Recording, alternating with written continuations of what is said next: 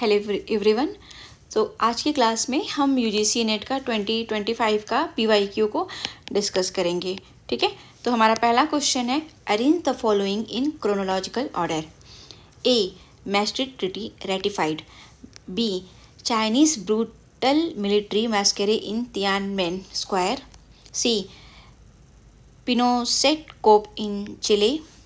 D, US President Donald Trump and North Korea leader Kim Jong-un met at Singapore. E, Russian annexation of Crimea. तो इसको आपको chronological order में arrange करना है, कोशिश करिए। ओके, सो हम अभी स्टार्ट करते हैं। मैस्ट्रिक्ट ट्रीटी जो हुआ था वो हुआ था 1993 में, राइट। उसके बाद आपका आता है Chinese brutal मैस्करे in Tiananmen square. ये आपका हुआ था 1989 में। पिनोसेट कोप इन चिली ये हुआ था 1973 में। US president Donald Trump and north Korea leader जो हैं ये लोग मिले थे सिंगापुर में 2018 में। और रशिया अनेक्सेशन ऑफ क्रीमिया हुआ था 2014 में। ओके, तो इसके हिसाब से जो आपका आंसर होगा वो होगा डी। ओके, सो अब नेक्स्ट क्वेश्चन पे चलते हैं।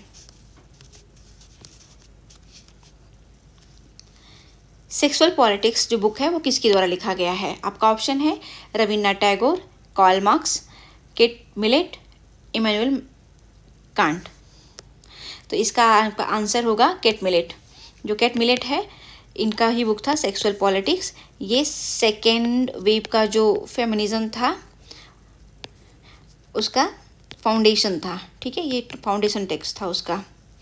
आपका थर्ड आता है, third questions, who argue that property right should be strictly upheld provided that wealth has been justly acquired in first place and has been justly transferred from one person to another.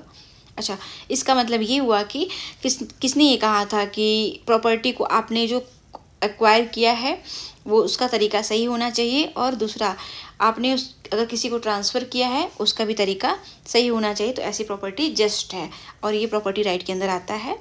तो ये कहा था आपके Robert Nozick ने। Robert Nozick कौन थे? तो एक ये क्या थे, लिबर्टेरियन फिलोसोफर थे। इनके बुक का नाम क्या था? एनार्की स्टेट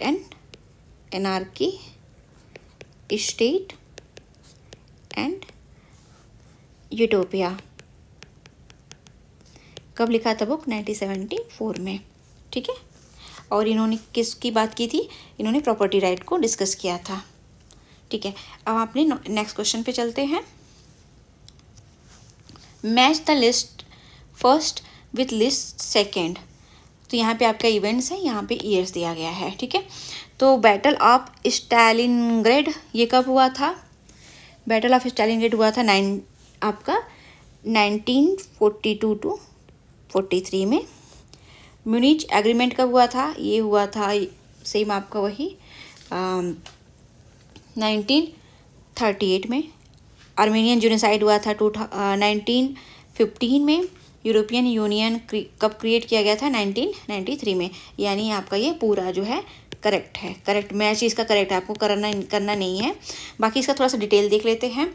तो आपका जो ये बैटल हुआ था ये आपका हुआ था नाजी जर्मनी और सोवियत यूनियन के बीच में हुआ था। ठीक है, और यहाँ से जो है एक टर्निंग पॉइंट था सेकेंड वर्ल्ड वॉर का। उसके बाद जो आपका म्यूनिच एग्रीमेंट हुआ था ये किसके बीच में साइन किया गया था? म्यूनिच एग्रीमेंट तो ये साइन किया गया था जर्मनी, यूके, फ्रांस एंड आपका इटली के बीच में ये एग्रीमेंट साइन किया गया था। ठीक है, उसके बाद आपका आर्मेनियन जेनोसाइड 2015 में हुआ था। इसमें 1.5 मिलियन आर्मेनियन को एग्जीक्यूट किया गया था। किसके द्वारा? ऑटोमन एम्पायर के द्वारा, राइट। उसके बाद आपका यूरोपियन यूनियन क्रिएट किया गया था 1993 में, ये तो सबको पता है। ठीक है, तो आपका करेक्ट आंसर क्या होगा? करेक्ट ABCD, ये ठीक है। अब आते हैं क्वेश्चन नंबर 5 पे। ओके, सो क्वेश्चन नंबर 5 में भी आपका मैच है।